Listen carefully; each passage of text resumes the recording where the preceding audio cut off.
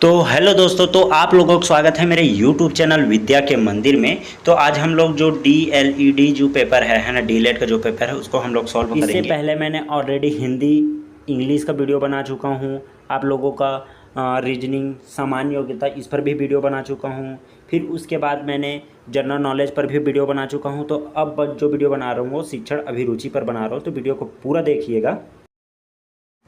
तो देखिए 51 जो क्वेश्चन है, इनमें से कौन सा रचनात्मक आकलन है।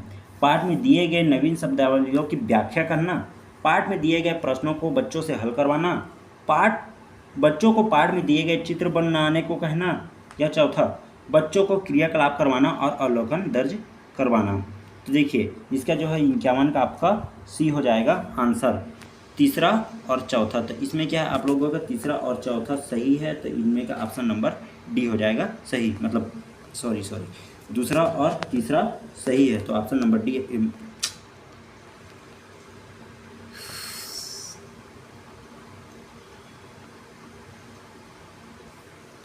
तो देखिए 51वां क्वेश्चन, इनमें से कौन सा रचनात्मक आकलन है। पाठ में दिए गए नवीन शब्दावलियों की व्याख्या करना, पाठ में दिए गए प्रश्नों को बच्चों से हल करवाना, तीसरा बच्चों को पाठ में दिए गए चित्र बनाने को कहना, या चौथा बच्चों से क्रियाकलाप करवाना और अवलोकन दर्ज करना। तो आप लोगों को इसमें क्या है, तीसरा और चौथा सही हो जाएगा, मतलब ऑप्शन नंबर सी आपका सही है। फिर नेक्स्ट देखिए, बंद प्रकार के प्रश्नों के संबंध में कौन सा कथन सही नहीं है। तो अंतर्दृष्टि को उजागर करने के लिए उपयुक्त है ना। तो आप लोगों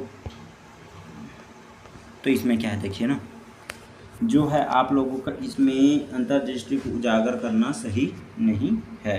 फिर देखिए 53 का डी, समावेशी शिक्षा का मूल सिद्धांत है व्यक्तिगत। तो इसका जो है ऑप्शन नंबर आपका क्या हो जाएगा, सी सही हो जाएगा, प्रत्येक विद्यार्थियों की आवश्यकता पूरी करना। फिर देखिए निम्नलिखित में से कौन कौन शिक्षण को प्रभावित की ओर इंगित करते हैं। तो कक्षा में विद्यार्थियों का सक्रिय रहना, कक्षा में निरंतर अनुशासन बनाए रखना, विद्यार्थियों को प्रश्न पूछने के लिए प्रेरित करना, विद्यार्थियों के अनुभव को प्राथमिकता देना। तो इसमें 54 को जो आपका आंसर नंबर डी हो जाएगा, मतलब चारों का चारों सही है। फिर देखिए नेक्स्ट क्वेश्चन है आपका, शैक्षिक शोधन के चरणों को क्रमानुसार व्यवस्थित कीजिए। तो आपका इसका है जो 55 का आपका आंसर हो जाएगा बी, पहले क्या आएगा, बी आपका आंसर हो जाएगा। फिर देखिए कक्षा में विद्यार्थियों द्वारा की गई गलतियाँ सीखने में बाधा उत्पन्न करती है, विद्यार्थियों की समस्या का समाधान करने में सहायता मिलती है, सीखने में विद्यार्थियों की कमजोरी का परिचायक है, सीखने की गति को धीमा करती है। तो 56 का जो है वो बी हो जाएगा आपका सही, विद्यार्थियों की समस्या का समाधान करने में सहायता प्राप्त करती है। फिर देखिए नीचे दो कथन दिए हैं, अभिकथन ए और कारण आर, इन कथनों के संदर्भ में सही का चुनाव कीजिए। अभिगम एक जीवन पर्यंत चलने वाली प्रक्रिया है, कारण अधिगमन के उपयोग होने के लिए उसे जीवन रेखा से जोड़ना है। तो इसका जो है 57 का आपका आंसर नंबर बी हो जाएगा आपका सही, बी हो जाएगा आपका सही। फिर देखिए 58, निम्नलिखित में से कौन सा कथन ऑनलाइन शिक्षण पद्धति के लाभ है। पहला, सीखने का लचीला वातावरण है। दूसरा, प्रशिक्षक से अंतःक्रिया में कमी होती है।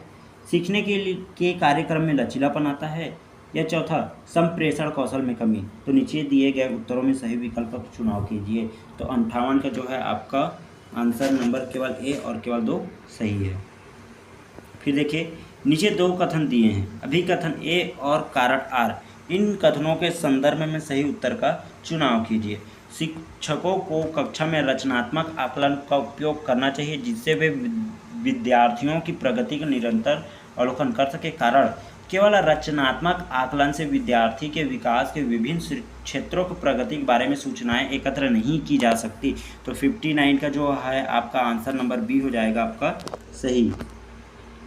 दोनों अभिकथन ए और कारण आर सही है, परंतु कारण आर अभिकथन ए की सही व्याख्या नहीं है। फिर देखिए 60 आप लोगों का, निम्न में से कौन सा कथन बच्चे के विकास के संदर्भ में सही है। विकास अल्प अवधि की प्रक्रिया है। बी, विकास का तात्पर्य केवल मात्रात्मक पहलू में परिवर्तन से है। सी, विकास का तात्पर्य केवल गुणात्मक पहलू में परिवर्तन से है। डी, यह निरंतर चलने वाली प्रक्रिया है। तो 60 का क्या हो जाएगा, डी आपका सही हो जाएगा। फिर देखिए, इनमें से कौन सा कथन कक्षा में आयोजित गतिविधि के संदर्भ में गलत है। पहला, रट कर सीखना। दूसरा, गतिविधियों में चुनौती की तत्व होना चाहिए। सी, गतिविधियाँ समूह में की जाती है, अकेले नहीं। चौथा, कोई भी खेल गतिविधि हो सकता है। तो देखिए 61 का जो आपका आंसर नंबर हो जाएगा ए सही, ए पहला और तीसरा सही है। फिर देखिए, पाठ्यक्रम के विकास में आप निम्नलिखित में से किसे सबसे अधिक महत्व देंगे। ए, सीखने की प्रक्रिया। बी, सामाजिक सहभागिता। सी, विद्यार्थियों की क्षमताओं और आवश्यकताओं को। डी, सीखने की गतिविधियों को। जो 66 का वो हो जाएगा डी, सीखने की गतिविधियाँ, ये हो जाएगा आपका सही। फिर देखिए नेक्स्ट है आपका रचनावादी शिक्षण प्रक्रिया है। पहला, विद्यार्थियों की सक्रिय भागीदारी। दूसरा, शिक्षक ज्ञान देने वाले की भूमिका में। तीसरा, सीखने में अंतःक्रिया का कोई स्थान नहीं। चौथा, सीखना सामाजिकता में होता है। तो आपका 63 का जो आंसर हो जाएगा आपका ऑप्शन नंबर ए, पहला और दूसरा।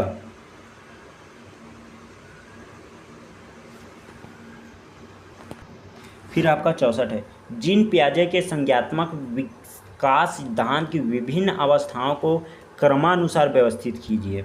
तो 64 का क्या होगा आपका ए, पूर्व संक्रियात्मक अवस्था। बी, मूर्त संक्रियात्मक अवस्था। सी, संवेदी पेशीय अवस्था। डी, औपचारिक संक्रियात्मक अवस्था। तो जो 64 का आपका ऑप्शन हो जाएगा सी, संवेदी पेशीय अवस्था। तो क्या आएगा 64 का आपका हो जाएगा सी।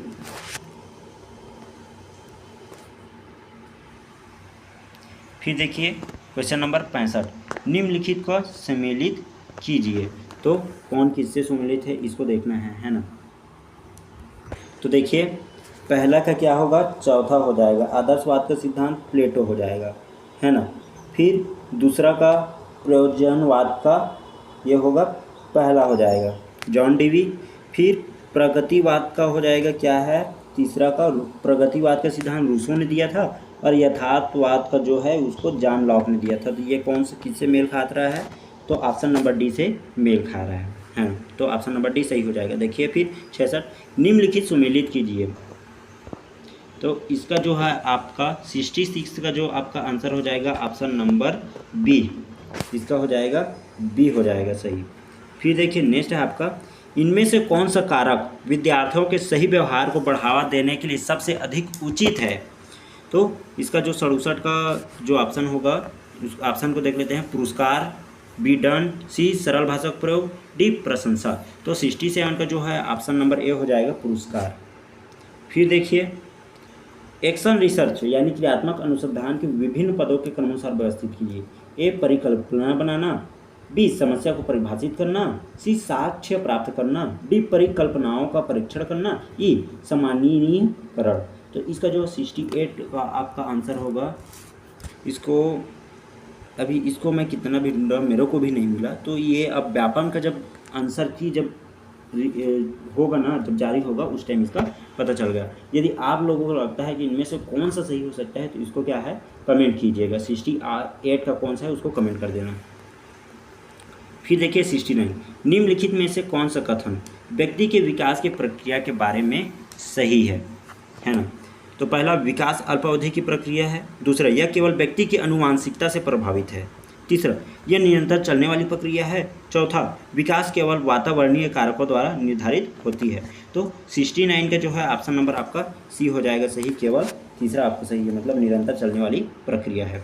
फिर देखिए 70, निम्नलिखित को सुमेलित कीजिए, है ना। तो 70 का आपका आंसर हो जाएगा ऑप्शन नंबर बी आपका सही हो जाएगा।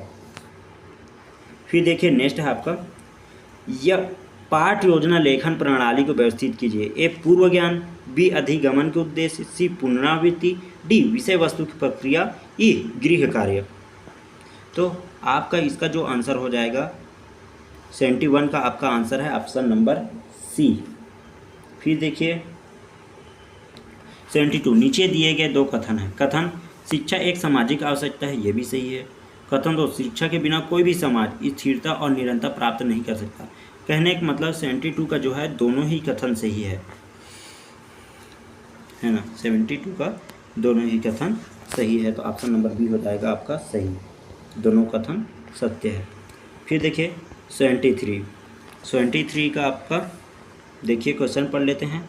सीखने से संबंधित कौन सा कथन संरचनावादी दृष्टिकोण के अनुसार सही है? ए, सीखना याद करने की प्रक्रिया है। बी, ज्ञान निर्माण के लिए सजा महत्वपूर्ण है। सी, सीखना उद्दीपन और अनुक्रिया के द्वारा होता है। डी, सीखने में सामाजिक अंतःक्रिया महत्वपूर्ण है। तो 73 का जो आपका आंसर हो जाएगा ऑप्शन नंबर सी, सीखना उद्दीपन और अनुक्रिया के द्वारा होता है। निम्नलिखित को कालक्रम के अनुसार व्यवस्थित कीजिए। A, Mudaliar commission. D, Radha Krishnan commission. C, Ramamurthy समीक्षा समिति। D, Kothari commission. E, professor Yashpal समिति, शिक्षा बिना बोझ के, है ना। तो 74 का जो ऑप्शन होगा ऑप्शन नंबर ए हो जाएगा आपका सही। फिर देखिए 75 है आपका, परियोजना विधि के विभिन्न पदों को क्रमानुसार व्यवस्थित कीजिए। तो 75 है ना। तो इसका मैं ढूंढा, बहुत सारे बुक को देखा, गूगल को उपयोग किया, ये मेरे को नहीं मिला। तो आप लोग बताइए, इसका जो कमेंट सेक्शन में आप लोग बताइए कि इसका आंसर क्या हो सकता है। एक आपको बोला था मैं 68 और एक बोल रहा हूँ 75, दोनों का आप लोगों को कमेंट करना है कि कौन सा आंसर हो सकता है। फिर देखिए शिक्षा का सबसे महत्वपूर्ण तत्व कौन सा है ना। तो ए, विषय का ज्ञान। बी, शिक्षक और विद्यार्थी के बीच संबंध। सी, कक्षा प्रबंध। डी, प्रयुक्त शिक्षण विधियाँ, है ना। तो आपका आंसर नंबर डी हो जाएगा प्रयुक्त शिक्षण विधियाँ, ये सभी सही है। फिर देखिए 77, प्रबुद्ध भारतीय परिषद के पंचकोश विकास इनमें से किससे संबंधित है? ए, राष्ट्रीय पाठचर्या की रूपरेखा 2005।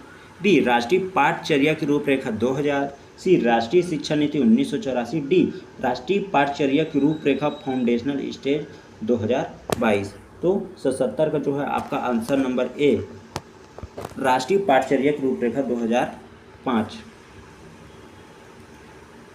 78, प्राथमिक विश्वविद्यालय में शिक्षण करने की सबसे उपयुक्त प्रणाली है? ए, सकारात्मक प्रतिक्रिया। बी, सुरक्षित वातावरण। सी, विषय वस्तु को बच्चे के दैनिक जीवन से जोड़ना। डी, सामूहिक विधि का समायोजन करना। तो इसका जो है 78 का आपका आंसर नंबर ए हो जाएगा सही, आंसर नंबर ए, सकारात्मक प्रतिक्रिया। फिर देखिए 79, नेप 2020 की नई पाठ्यचर्या संरचना के अनुसार मध्य चरण में कौन सी कक्षाएं शामिल है? तो ये तो सबको पता है कि ऑप्शन नंबर जो बी है, कक्षा 6वीं से कक्षा 8वीं है। प्राथमिक आप लोगों को पता है पहले से 5वीं, फिर माध्यमिक आपका 6वीं से 8वीं, फिर बचा जो उच्च विद्यालय जिसको बोलते हैं उसमें 9वीं से 10वीं, और उच्चतम विद्यालय जिसको बोलते हैं 10वीं से 12वीं। फिर देखिए निम्नलिखित में से कौन सा शिक्षण की प्रभाविकता को इंगित नहीं करता? ए, विद्यार्थियों को प्रश्न पूछने के लिए प्रेरित करना। बी, कक्षा में निरंतर अनुशासन बनाए रखना। सी, विद्यार्थियों के अनुभव को प्राथमिकता देना। डी, कक्षा में विद्यार्थियों का सक्रिय रहना। तो 80 का जो है ऑप्शन नंबर सी, विद्यार्थियों के अनुभव को प्राथमिकता देना आपका सही हो जाएगा। तो इस प्रकार मैं पूरा सॉल्व कर लिया, आपका हिंदी भी सॉल्व कर लिया, इंग्लिश भी सॉल्व कर लिया, सामान्य ज्ञान भी सॉल्व कर लिया हूँ, और रीजनिंग भी सॉल्व कर लिया हूँ। जो शिक्षण अभिरुचि बचा था उसको भी सॉल्व कर दिया हूँ। तो चलिए अब मिलते हैं नेक्स्ट वीडियो में, तब तक के लिए बाय।